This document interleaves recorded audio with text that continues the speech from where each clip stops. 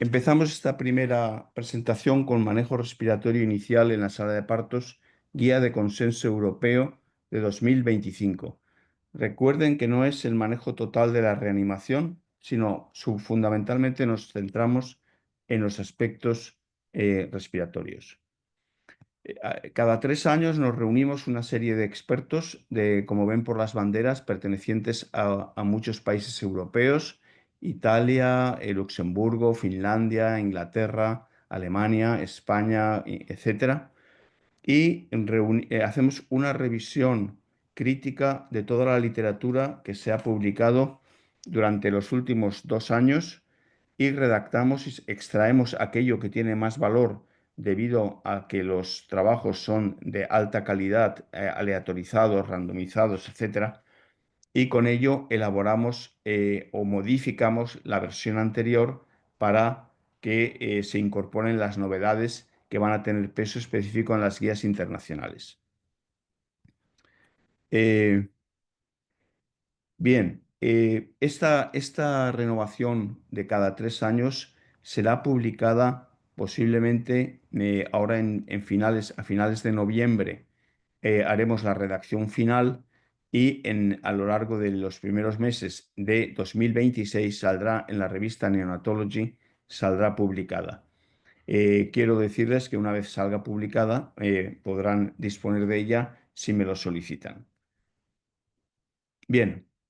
Respecto a las medidas generales para la etapa prenatal, que es muy importante, puesto que estamos hablando fundamentalmente de problemas respiratorios del prematuro, hay una serie de medidas generales para reducir la prematuridad que son eficaces. En primer lugar, prevenir el embarazo adolescente. Segundo, espaciar adecuadamente los embarazos. Y tercero, reducción de las cesáreas innecesarias, que están alcanzando cotas elevadísimas en muchos países, tanto en algunos países europeos como Latinoamérica, como Estados Unidos. Estas tres primeras medidas son problemas muy relevantes en países de bajo y mediano ingreso económico. Otro importante aspecto es el despistaje precoz de la preeclampsia y tratamiento con baja dosis de aspirina en mujeres de riesgo, hecho fundamental ya que la preeclampsia va a producir trastornos circulatorios, placentarios, prematuridad, desnutrición intraútero, etc. Transferencia de un solo embrión en la fertilización in vitro. Esto ya es una constante europea, por lo tanto solamente se fertiliza un embrión, se permite un embrión fertilizado por embarazo reproductivo. Y cuando hay riesgo de parto prematuro con acortamiento de la longitud del cérvix determinada mediante técnicas no solamente clínicas, sino ecográficas y también mediante marcadores biológicos, se debe utilizar la progesterona. Bien, uno de los factores más importantes que ha reducido la mortalidad y la morbilidad en la sala de partos ha sido la regionalización. Aquellos países que tienen su área de salud, sus áreas de salud regionalizadas, y hay una centralización de los partos de alto riesgo en hospitales de nivel 3, han conseguido reducir sin ninguna inversión propiamente médica, sino simplemente un buen sistema de transporte y regionalización de los partos de alto riesgo, la morbilidad y la mortalidad muy significativamente. En, nuestra, en nuestro entorno, en el entorno europeo, los embarazos de alto riesgo, amenaza de parto prematuro, especialmente de menos de 32 semanas, y o dependiendo de la clasificación del cuidado neonatal, deberán ser trasladadas todas ellas a centros de referencia con experiencia en el manejo de la reanimación del prematuro extremo y del síndrome de distrés respiratorio, incluyendo, si es preciso, la administración de surfactante en sala de partos. Para que este sistema funcione es necesario tener un sistema de transporte neonatal específico que pueda realizar con rapidez el traslado de un hospital periférico pequeño sin medios adecuados para la reanimación de estos pacientes graves a un hospital de referencia regional. También es importante, eh, la administración de esteroides antenatales, que esto reduce el síndrome de distrés respiratorio la enterocolitis necrotizante y la hemorragia intraventricular. Se deberá ofrecer una tanda de corticoides antenatales en situaciones de riesgo de parto prematuro con una edad de gestación viable hasta las 34 semanas.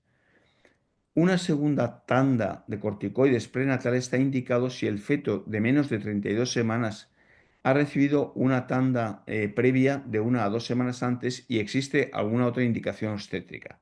Por lo tanto, eh, por debajo de las 34 semanas, administrar la tanda completa de corticoides antenatales. Si el bebé las ha recibido a las 27 o 28 semanas, pero no nace, pasadas 2 semanas se le puede administrar una segunda tanda, siempre y cuando se considere adecuado por los obstetras y por los neonatólogos. El parto pretérmino espontáneo de más de 34 semanas, el tratamiento con esteroides es controvertido y no recomendable, ya que puede afectar el crecimiento y el volumen cerebral y dar lugar a una evolución neurocognitiva y psicológica desfavorable.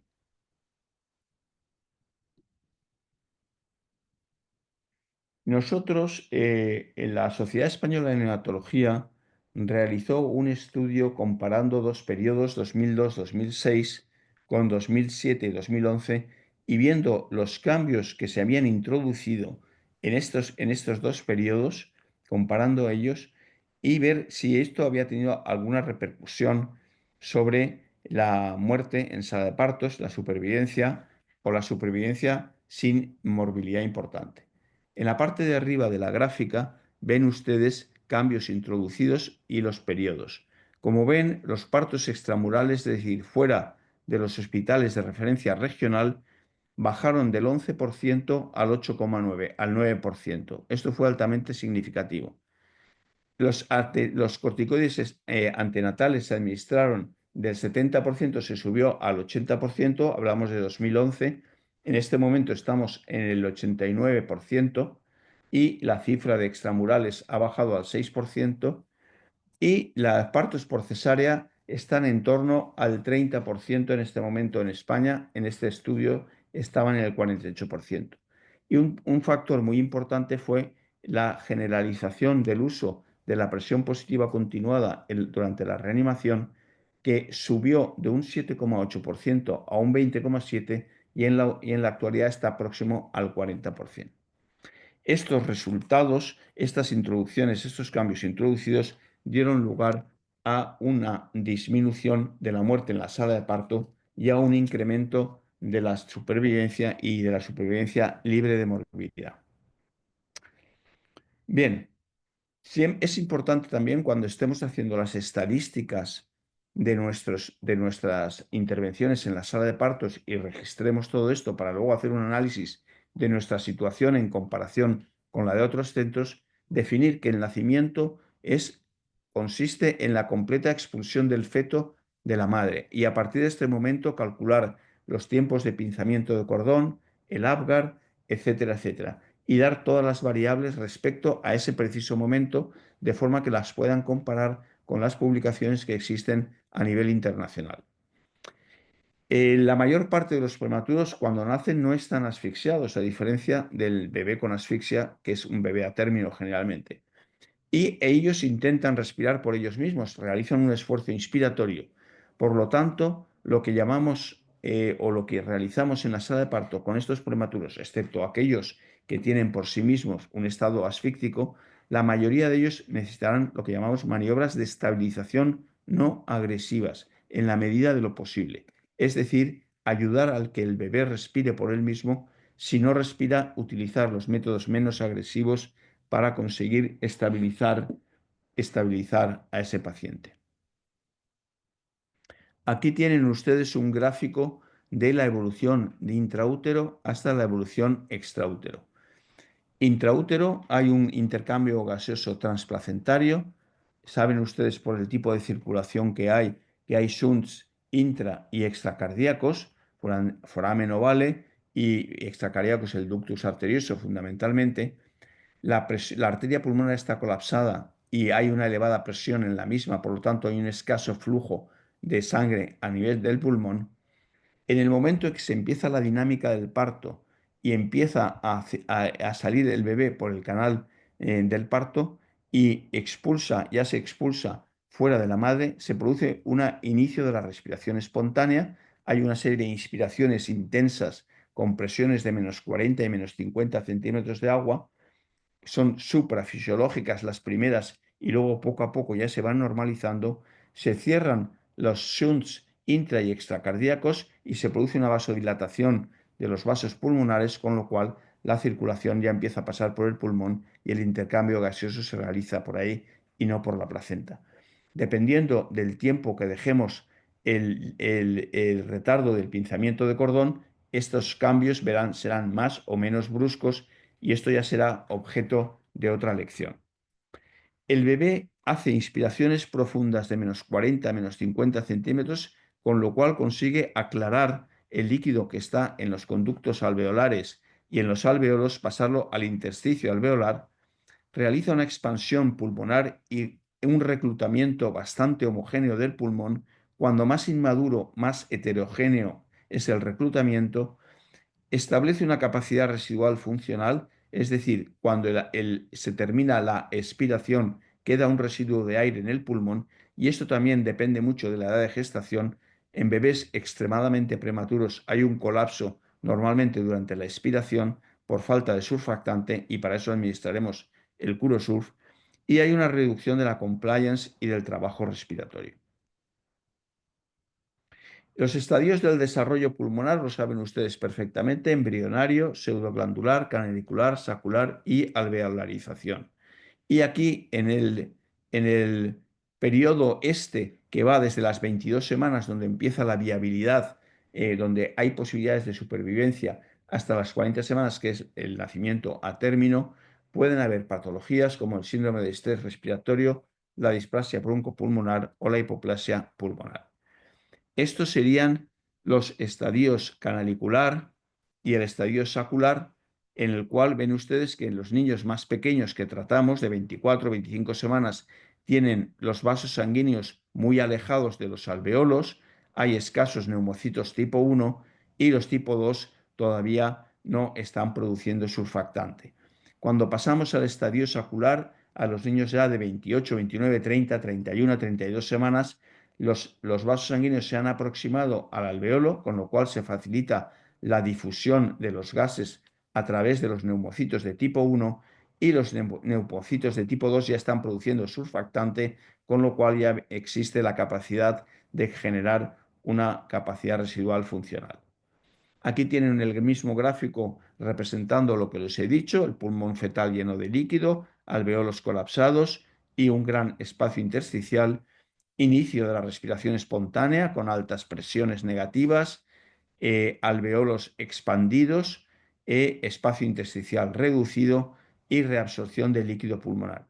Y tercero, con la formación y administración de surfactante, o bien endógeno o bien el exógeno, por los médicos, se establece una respiración con una capacidad residual funcional, manteniéndose presiones mucho menores, de 20 a 25 centímetros de agua, y presiones expiratorias de 5 a 6 centímetros de agua como norma en estos bebés. Por lo tanto, hay que reducir significativamente las presiones de pico y las PIPs en caso de necesidad de ventilación, para evitar la rotura alveolar y el neumotórax consiguiente.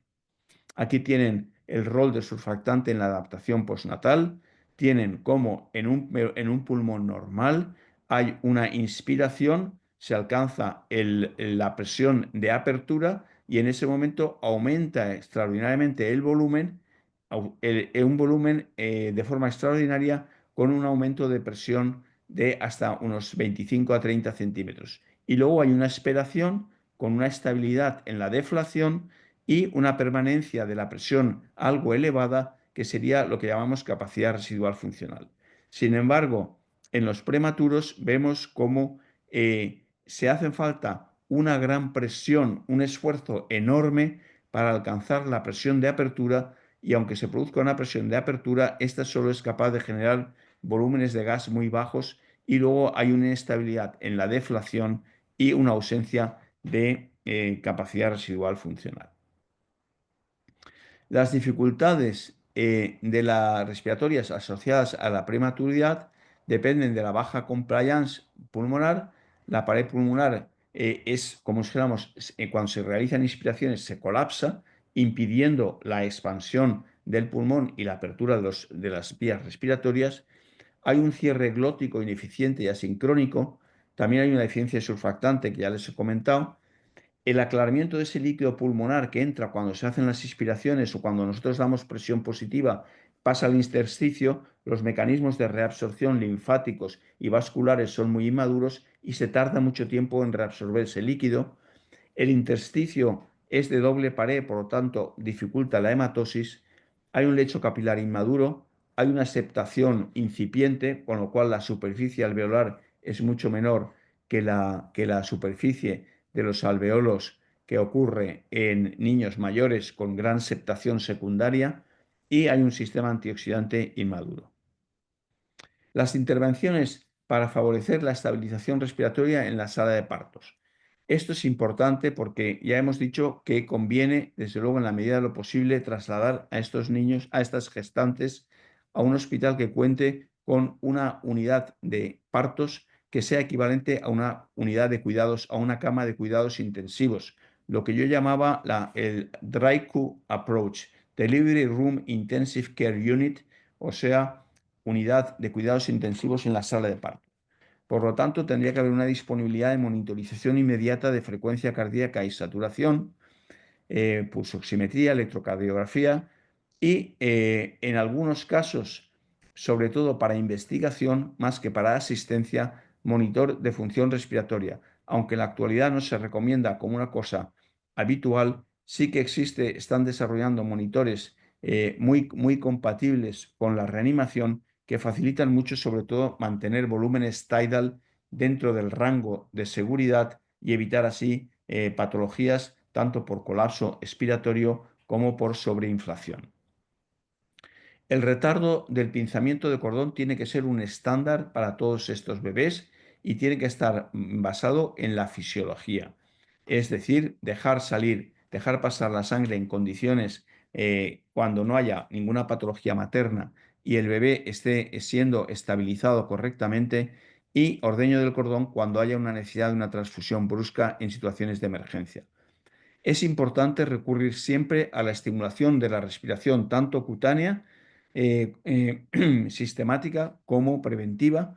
Y esto les explicaré en un estudio interesante que estamos realizando, en el cual estamos comparando a niños con estimulación de la respiración y sin estimulación de la respiración. Y también la cafeína profiláctica en sala de partos está procediendo al estudio de la misma, aunque en el momento actual no se considera una rutina asistencial. Existen trabajos y yo lo que les voy a presentar sobre todo es temas de vanguardia. La ventilación con presión positiva continua, tenemos que tener unas indicaciones, un dispositivo, una interfase y unas presiones. Indicaciones, desde luego, el aumento del trabajo respiratorio, la saturación baja, la bradicardia. Tenemos que tener un dispositivo, se prefiere el sistema en T a los restos de los dispositivos, una interfase o bien nasal o bien mascarilla facial, depende de cada centro y de la costumbre que tengan, y presiones de entrada de 6 a 8 centímetros de agua en expiración y presiones de pico alrededor de 20 a 25 centímetros de agua. Existe un trabajo también muy importante que se está diseñando en la actualidad, en el que participamos nosotros, para ofrecer cepa profiláctico, sobre todo a prematuros tardíos y moderados, de más de 34, entre 33 y 36 semanas, para ver si usando cepa profiláctico podemos evitar patología respiratoria e ingresos en la UCI.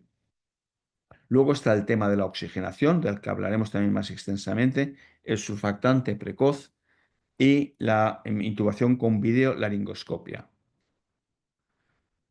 Aquí tienen ustedes la importancia del retraso en el pinzamiento del cordón. Aquí tienen cómo la- el retardo en el pinzamiento del cordón aumenta el volumen circulante en unos 30 mililitros por kilogramo de peso, con lo cual esa transfusión puede ir en cuanto se producen las primeras inspiraciones y se dilatan los vasos pulmonares, puede ser el volumen de precarga del ventrículo derecho, que mandará esa sangre directamente al pulmón dilatado y entonces desde el primer momento habrá una circulación sanguínea y una hematosis mucho más rápida, como verán en las curvas de saturación que hemos hecho en niños con retardo en el pinzamiento del cordón.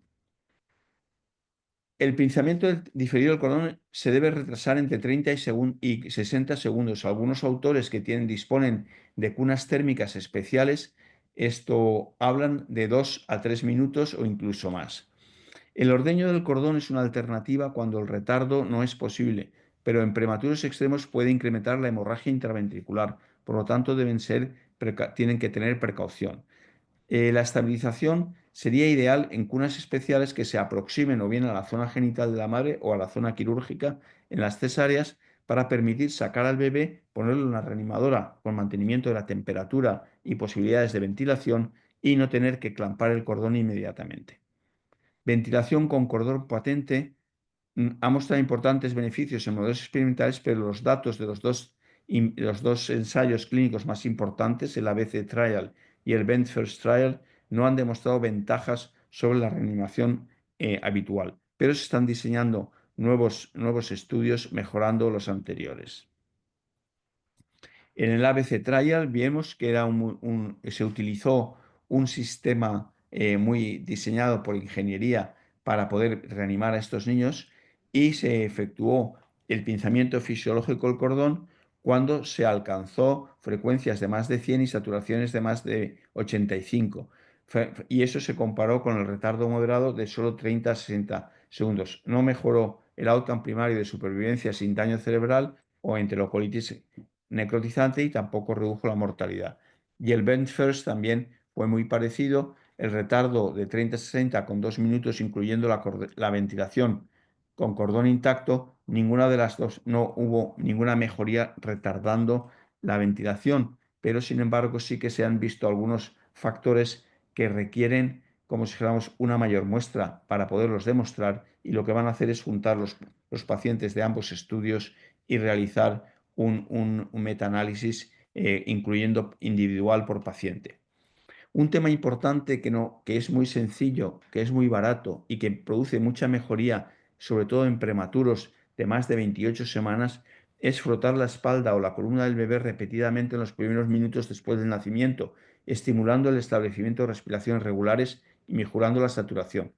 En prematuros estables, iniciar durante el periodo de retardo del pinzamiento. Se deja el cordón sin pinzar y se le comienza a estimular unos minutos, se descansa unos minutos, se vuelve a estimular unos minutos y se verá cómo el paciente empieza a realizar inspiraciones más eficaces. En caso de que esto no sea posible, ventilación con presión positiva. Los efectos de la estimulación de la respiración cutánea es el efecto de los cutáneos receptores sobre la médula oblongata, donde están los centros respiratorios que responden a bajas presiones de oxígeno y de carbónico. Este es el ensayo que les he dicho en el que estamos metidos. Es un ensayo que va a reclutar entre 3 y 4 mil bebés de más de 32 semanas en un ensayo aleatorizado de estimulación táctil.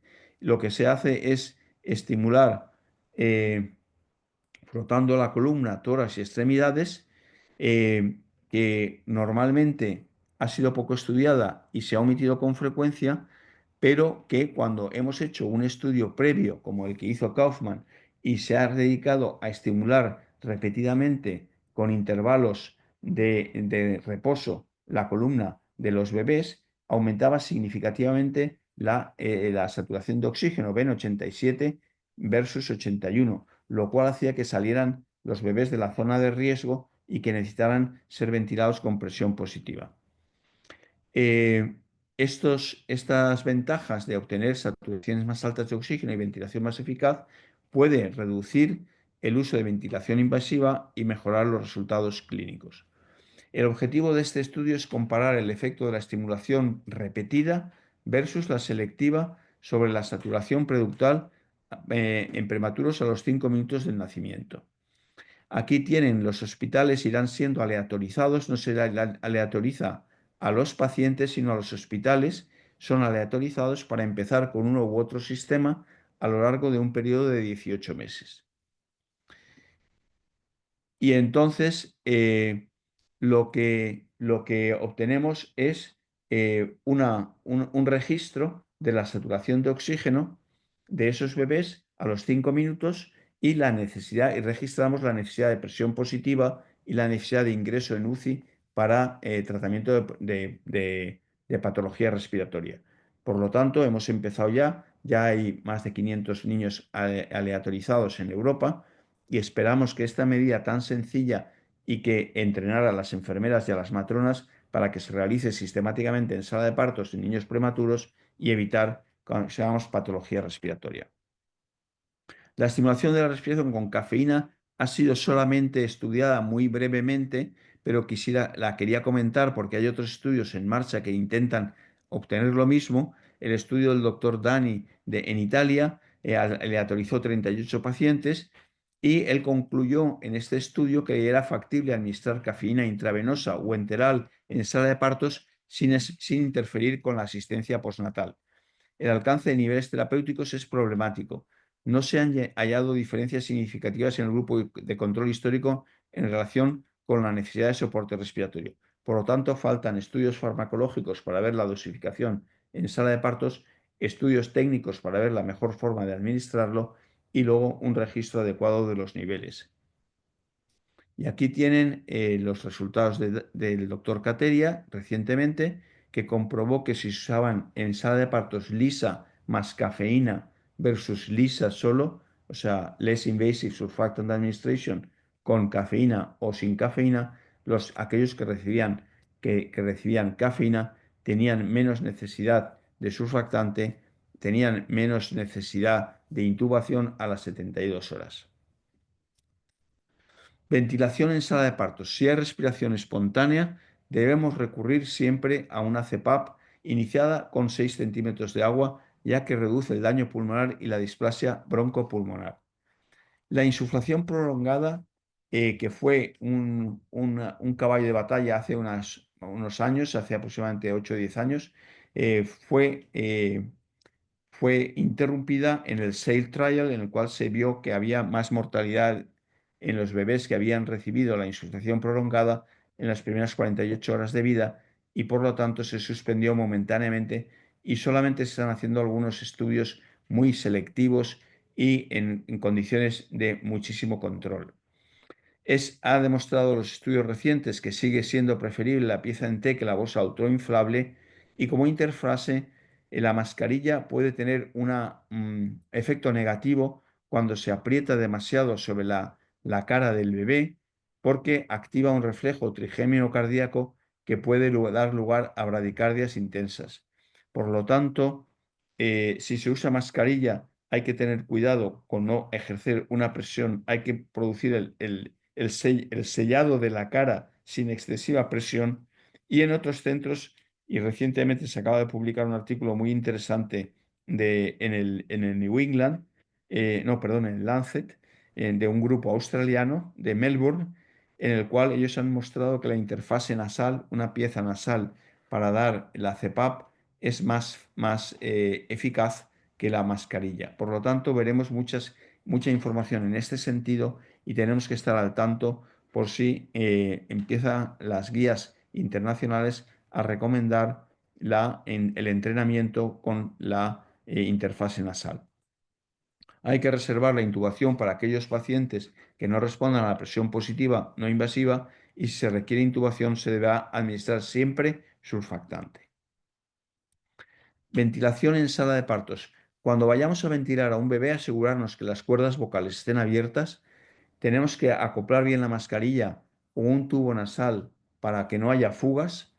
Cuando el esfuerzo respiratorio sea insuficiencia o haya apneas, hay que administrar presión positiva intermitente y recordar de hacer la estimulación cutánea de la espalda.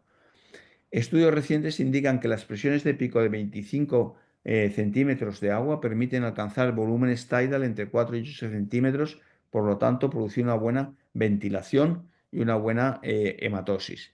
La PIC preferible está entre 5 y 6 centímetros, yo diría más de 6 y algunos autores en la actualidad están empezando a probar con 8 a un ritmo de 30 a 40 respiraciones por minuto. Como siempre hay algo de fuga, el mantener 8, 7, 8 puede ser adecuado en algunos niños muy refractarios. Observar detenidamente el pulso oxímetro. La eficacia de la reanimación se evidencia por un rápido incremento de la frecuencia cardíaca y después de la saturación. Si no aumenta la frecuencia cardíaca, el niño no está siendo bien reanimado o no responde a la reanimación. Y en prematuros de 22 a 23 semanas, o sea, en el límite de la viabilidad, se procede a intubar directamente, conectar al ventilador y administrar surfactante precozmente. Todos gases utilizados tienen que estar humidificados y calentados. Se tiene que utilizar envoltorios de plástico y gorros bajo el calor radiante. Pero cuidado, si se ponen en marcha todas estas medidas y se usan mantas exotérmicas, hay riesgo de sobrecalentamiento con el consiguiente daño cerebral. Por lo tanto, hay que tener en cuenta también el riesgo de hipertermia. Hemos estudiado la posibilidad, es un estudio que lidera el doctor Eduardo Schild en Penn State, en Estados Unidos, que se basa en el uso de una CPAP continuada a niños de moderado, de prematuridad moderada, en 33 a 36 semanas, y con el objeto de que si se les ventila sistemáticamente durante 20 minutos, esos niños reabsorben bien el líquido, establecen una buena hematosis y luego no ingresan en la UCI ni necesitan ventilación mecánica. Esa sería la cuestión. Por lo tanto, en niños prematuros tardíos respirando espontáneamente, nacidos por cesárea, la profilaxis precoz con CPAP durante 20 minutos está iniciada dentro de los 5 primeros minutos después del nacimiento, reduce la necesidad de soporte respiratorio. Esa es la pregunta de investigación. Niños nacidos por cesárea, en edades 34 a 36 y respirando espontáneamente, se excluyen niños con anomalías, hipoplasia pulmonar, etcétera. Y aquí tienen ustedes la administración durante unos minutos de una presión de 5 a 6 centímetros aleatorizada con el tratamiento estándar, y lo que se entienden es alcanzar saturaciones de entre 80 y 85 a los 5 minutos de vida postnatal y disminuir la necesidad de intubación o de ventilación con presión positiva en la UCI. Esto normalmente, eh, respecto a la oxigenación, quería decirles que únicamente temas importantes es que cuando hemos hecho una gráfica similar a la que hizo Dawson en 2010 para medir la saturación y los patrones de respiración en los primeros minutos después del nacimiento. Aquí tienen ustedes la gráfica. En negro está la gráfica de Dawson, este sería el percentil 50, y aquí en azul ven el percentil 50 para la gráfica nuestra. Esta gráfica ha sido realizada en 300 niños nacidos de parto vaginal entre las 38 y las 40 semanas, que no han tenido ningún problema de embarazo, ningún problema en el momento del parto, no han necesitado reanimación, no han recibido oxígeno ni ninguna maniobra de reanimación. Y este nomograma lo que nos indica es que cuando retardamos el pinzamiento del cordón, en este caso 2 minutos, observamos que se alcanzan saturaciones de 85, este sería 85, lo ven aquí, 80 o 90, 85, se alcanzan antes de los 2 minutos, mientras que en la gráfica de Dawson se tardaban casi 2 minutos más en alcanzar eso. Por lo tanto, los niños nacidos con retraso del pinzamiento del cordón y sin patología se oxigenan más rápidamente. También vimos lo mismo en la frecuencia cardíaca. Los niños estabilizados con retardo en el pinzamiento del cordón no tienen ese periodo de bradicardia que tiene el nacido normal por el clampaje del cordón y la falta de aflujo de sangre a ventrículo derecho. Por lo tanto, ya se mantienen desde el primer minuto con frecuencias de 140, mientras que los otros tenían frecuencias de 100. Un problema que se ha planteado ha sido el aumento de la mortalidad en el estudio Torpedo, un estudio aleatorizado a 100 o a aire ambiente, en el cual se vio que los niños de 28 semanas tenían mayor mortalidad que los niños inicialmente reanimados con 100% de oxígeno. Sin embargo, a partir de las 29 semanas no había diferencias entre ambos grupos. También se afectaban las hemorragias intraventriculares, que estaban también más aumentadas en los niños que habían recibido aire comparativamente con los que habían recibido 100% de oxígeno.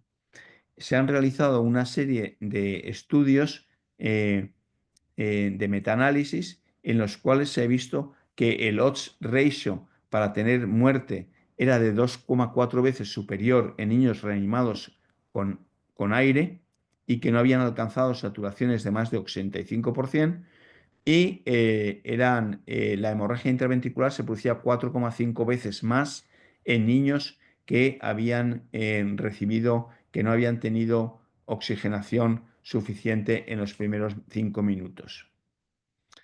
Los niños estos reanimados o bien con 0,3 o con 0,6, o sea, con diferentes concentraciones, unas más bajas y otras más altas, no tuvieron diferencias en cuanto se les miró la, eh,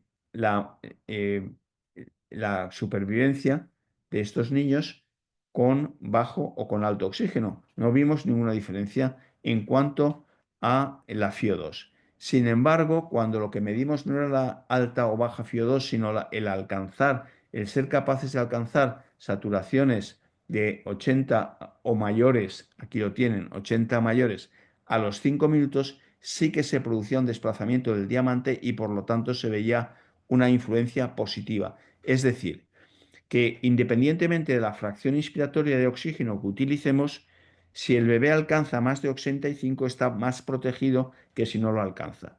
Lo que ocurre es que la utilización de fracciones inspiratorias más elevadas en los primeros minutos facilita más el alcance de esas saturaciones altas a los 5 minutos. Y aquí lo tienen ustedes en este último estudio que hemos publicado, un metaanálisis en red con datos individuales de los pacientes, y se ve cómo si comparamos 100% con 30 o menos, hay una disminución de la mortalidad en los prematuros de menos de 32 semanas. Y aunque es verdad y hay que destacar un hecho importante, y es que los estudios que se han realizado no son homogéneos, son bastante heterogéneos, y en segundo lugar eran de poblaciones relativamente pequeñas. Por lo tanto, esto ahora es uno de los objetivos primordiales de la reanimación, es conseguir demostrar cómo se puede dar oxígeno inicial más elevado, reduciéndolo luego según las cifras de saturación, para no producir daño oxidativo, pero al mismo tiempo estimular la respiración de estos bebés. Para oxigenación, monitorizar la saturación y frecuencia cardíaca mediante pulsoximetría periductal en la mano derecha y ajustar la fracción inspiratoria de acuerdo con la lectura y el nomograma. Las medidas deberían ser fiables en 90 segundos, es decir, la enfermería tiene que estar entrenada para poder, eh, obtener datos fiables de frecuencia y sobre todo de saturación 90 segundos. Controlar la suplementación de oxígeno con un mezclador de aire y oxígeno que debe estar en toda sala de partos.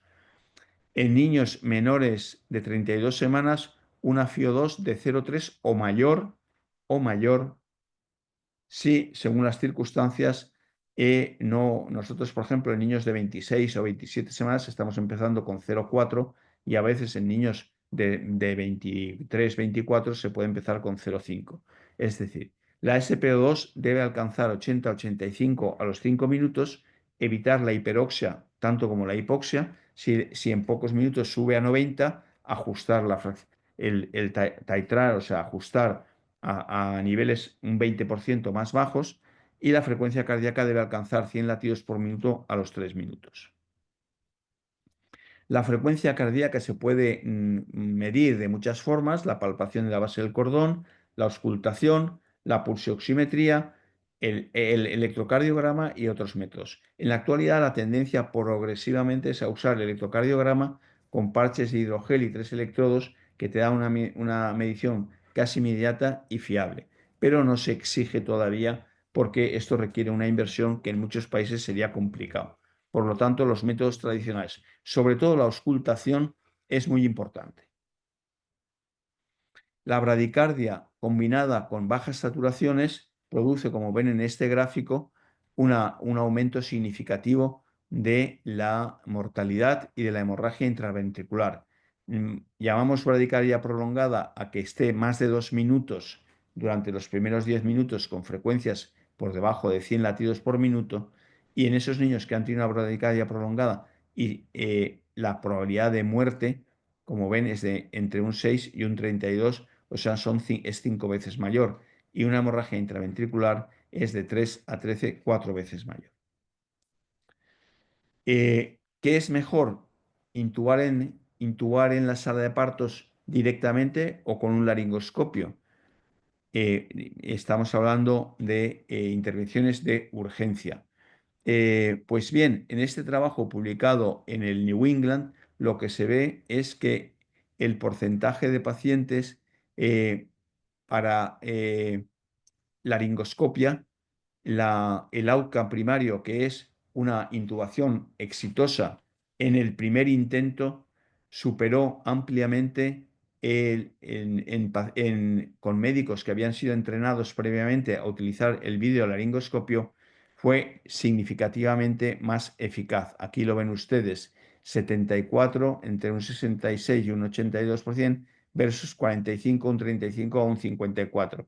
Por lo tanto, sobre todo para los prematuros, para los residentes en las fases iniciales, cuando no tienen todavía experiencia, para hospitales pequeños que no tienen la oportunidad de intubar con frecuencia, etcétera, etcétera, entrenamiento con videolaringoscopio y disponer de videolaringoscopios sería muy, muy productivo.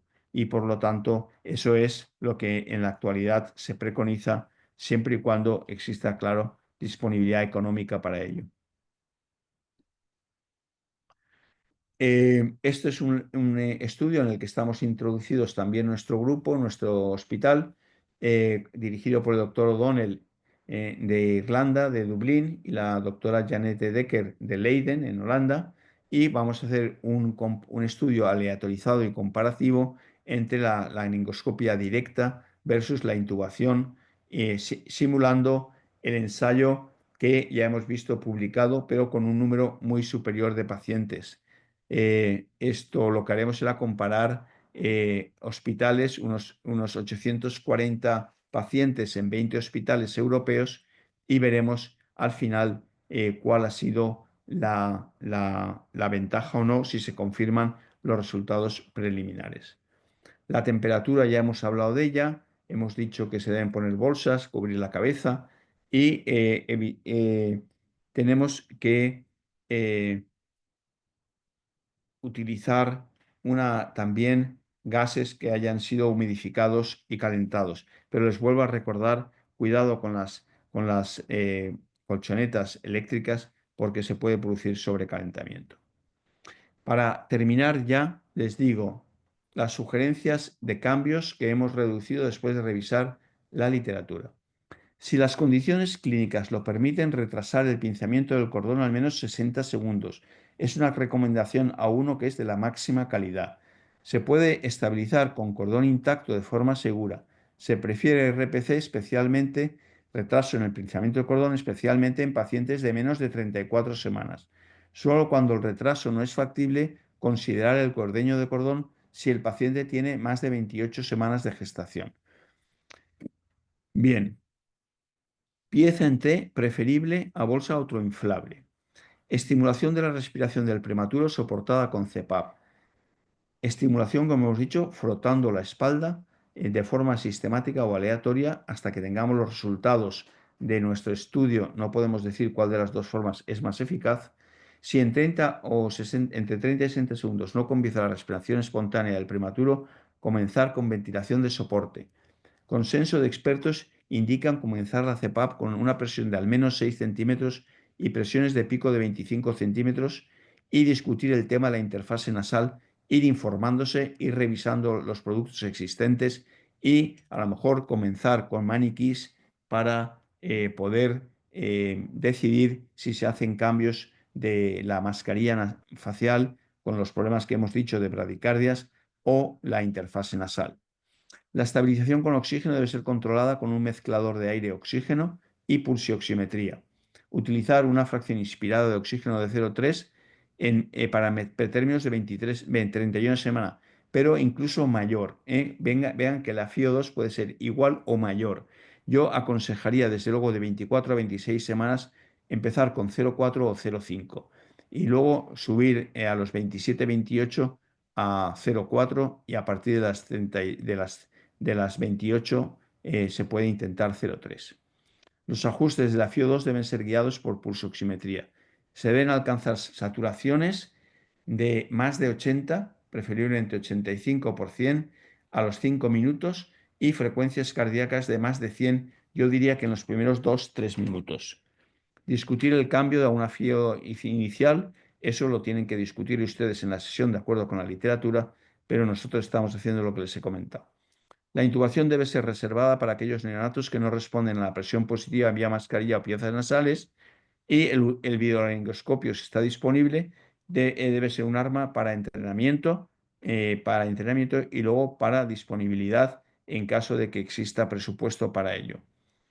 Incrementar la temperatura ambiente, utilizar bolsas de plástico, esto ya lo hemos comentado varias veces, y evitar la hipertermia.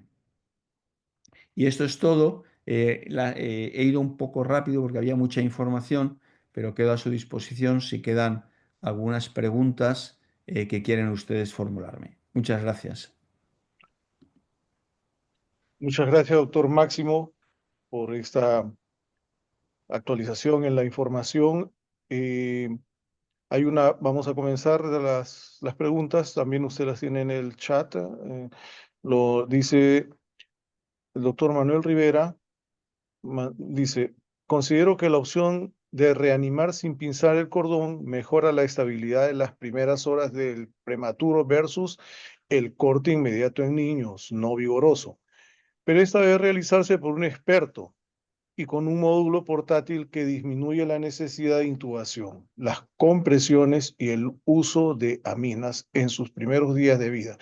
Y debe contar con una pieza en T y con FiO2 al 100%, solo el tiempo corto, los primeros 3 minutos para alcanzar la saturación de 85% a los 5 minutos y el PIB de 6 y el PIB de 25 CMH20, bajar la FiO2 a los 5 y a los 10 minutos al mínimo para alcanzar los objetivos de saturación actuales eh, ideales, ¿no? Los grupos del doctor Máximo Bento, es lo que Sí, bien. ¿Me oyen? Sí. Sí, Estoy doctor. totalmente de acuerdo con lo que dice el compañero José Manuel. Eh, Desde luego, lo ideal, claro, lo ideal siempre es tener, como he dicho al principio, el equivalente a una unidad de cuidados intensivos en la sala de partos, para tener todas las opciones de tratamiento para todos los problemas que puedan surgir. Eh, y luego tener una regionalización, es decir, que el menor número de mujeres que vayan a dar a luz un parto prematuro, sobre todo por debajo de 32 semanas, el menor número posible tenga el niño en un hospital pequeño donde no haya experiencia y tenga que someterse a un traslado en malas condiciones. Respecto a lo que hemos comentado, lo que sí que ha sido una gran decepción ha sido que los dos grandes estudios, uno en Holanda y otro en Estados Unidos, que han comparado el retardo del pinzamiento de cordón y la ventilación, no han producido mejorías en los niños prematuros comparativas con la reanimación estable, o sea, con la reanimación, perdón, realizada con pinzamiento del cordón a los 30 segundos. Es decir, dejar el cordón más de 30 segundos no les ha producido ningún beneficio a estos bebés. De todas formas, ya he comentado que los resultados secundarios se están analizando y se van a juntar todos los niños para hacer un individual patient meta-análisis que a lo mejor arroje luz y también analizar los posibles fracasos, porque, como ha dicho usted muy bien, hay que estar muy entrenado. Y ellos creen que en los primeros meses del ensayo muchos neonatólogos que iban a la sala de partos y estaban realizando el ensayo no tenían todavía la suficiente experiencia y no actuaron con la misma eficacia que lo hicieron al final del ensayo. Por lo tanto, parece que había una curva de mejoría y esto podría haber alterado el resultado del ensayo. Creo que ha quedado claro esto. Una pregunta de la doctora Martina Segarra. ¿Cuántas veces se estimula? ¿Cuánto tiempo? ¿Y cuándo decidir dar ya BPP? VPP. Vale, vale. Vamos a ver, todo esto está pendiente del resultado del estudio que estamos haciendo. Es decir, en el estudio este, un grupo recibe estimulación, se le estimula 10 veces. Luego se paran 10-15 segundos para que los receptores del estímulo cutáneo se vuelvan a descargar y vuelvan a responder y se van haciendo repeticiones sucesivas durante varios minutos. Durante este tiempo se observa al bebé, se observa la saturación, la frecuencia cardíaca y cómo respira. Pasados 2 o 3 minutos en esta situación, si la saturación no sube o la frecuencia cardíaca no suben, la decisión la tiene que tomar el neonatólogo en la sala de partos y generalmente nosotros, si sobre todo si la frecuencia cardíaca no sube, procedemos rápidamente a la ventilación.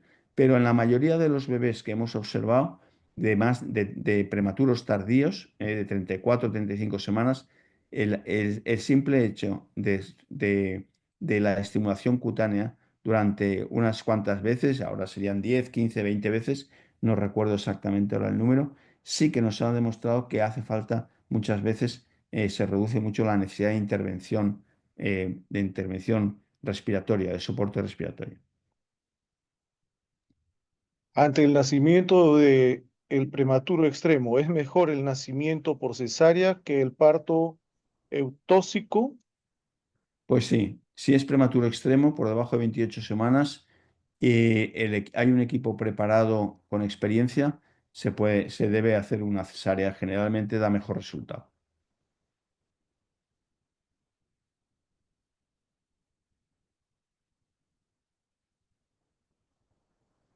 Buenas ¿Sí? tardes. ¿A partir de qué semana de gestación aconsejan el empleo de corticoides antenatales? ¿A partir de qué semana? A par- Todos los niños por debajo de 34 semanas, aunque tengan 22 semanas, deben recibir corticoides antenatales. Todos. Ujú. Bueno, a ver. Hay una pregunta que dice si recomendaría las cánulas RAM para reanimar a los prematuros. Hay mucha, yo he leído mucho al respecto y he hablado con muchos neonatólogos norteamericanos y existe mucha diversidad de opiniones. Nosotros no tenemos ninguna experiencia y por lo tanto yo no puedo ni recomendarlas ni desmentirlo, aunque la tendencia en Europa desde luego es a no utilizarlas.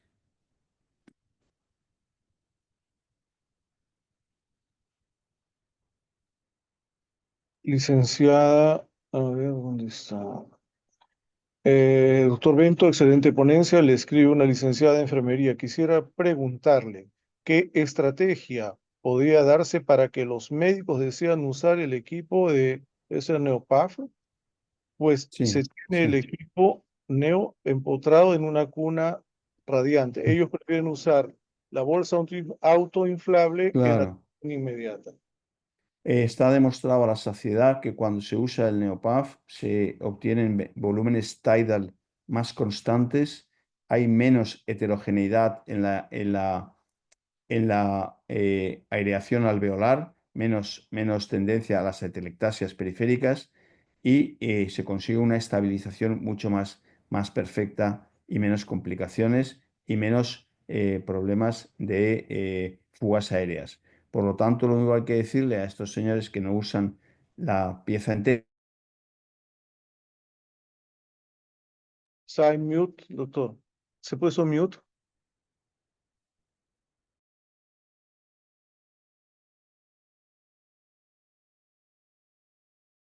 las guías que existen del ILCOR o de cualquier otra guía europea o americana o australiana y verán cómo están recomendadas y por lo tanto deben utilizarlas. ¿Hasta cuánto de volumen de sangre pasa el primer minuto con el clampado tardío? Eso depende mucho también, si hablamos de un nacido a término, diríamos entre 30 y 40 mililitros por kilo de peso. 30 a 40 mililitros por kilo. Es decir, que es un porcentaje importante.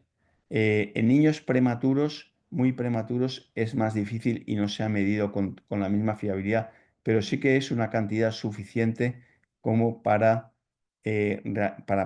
dar lugar a enormes beneficios al prematuro.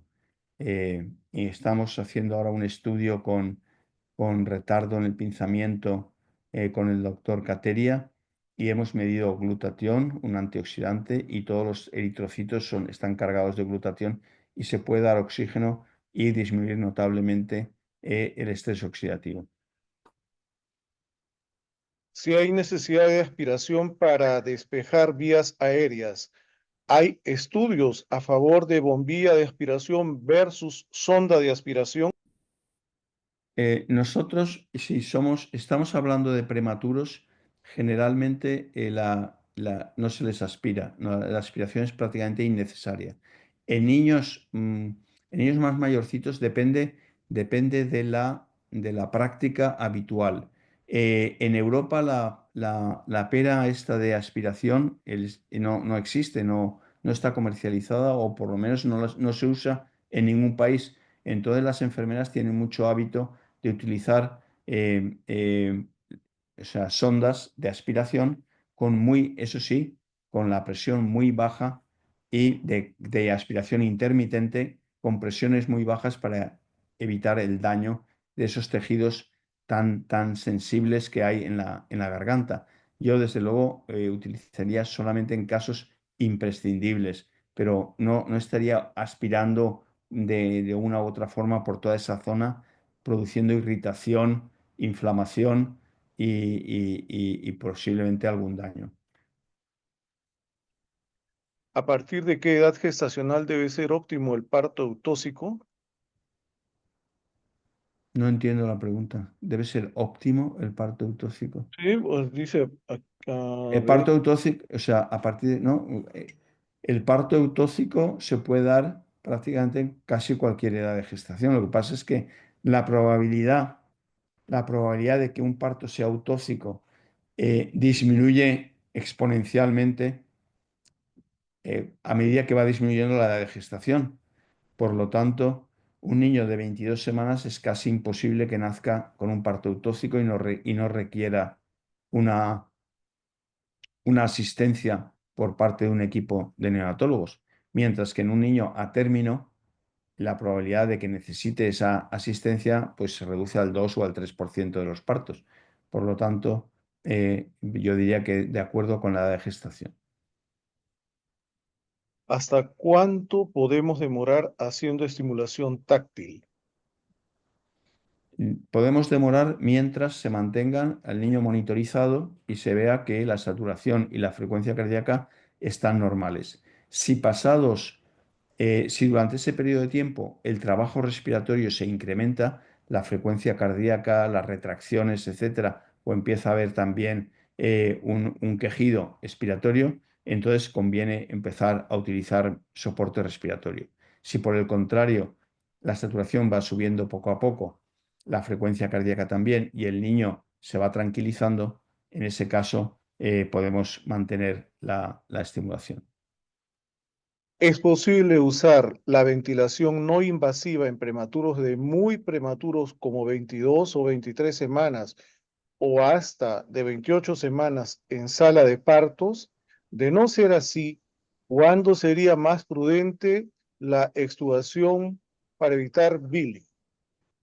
En niños de 22 y 23 semanas, prácticamente los países como Suecia son los que tienen más experiencia publicada en la supervivencia y tienen las mejores cifras de supervivencia, ellos directamente a todo niño de 22 y 23 semanas, directamente lo intuban en sala de partos. Le ponen surfactante en sala de partos y comienzan con ventilación, con presión positiva o bien continua o bien intermitente, dependiendo de la respuesta al surfactante.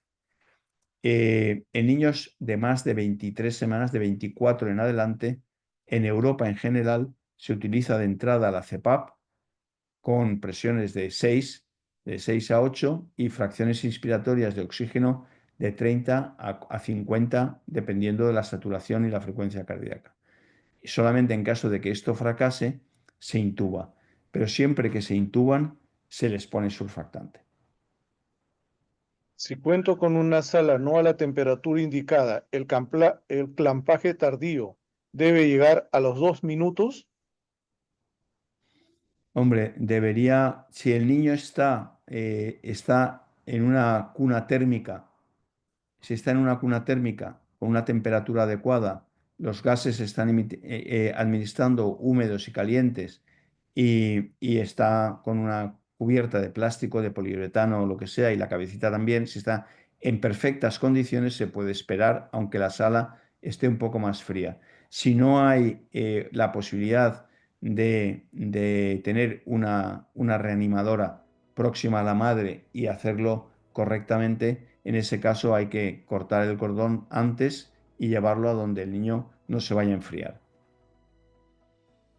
Hacen falta condiciones para realizar el retardo del pinzamiento, sobre todo en prematuros hacen falta unas condiciones exquisitas y una colaboración muy estrecha entre el obstetra y el neonatólogo. Pues, doctor Máximo, muchas gracias por la deferencia en atender todas las preguntas y sobre todo en brindarnos esta conferencia. Un abrazo, una feliz noche. Gracias a usted por su atención y brillante conferencia como siempre y gracias a todos nuestros asistentes.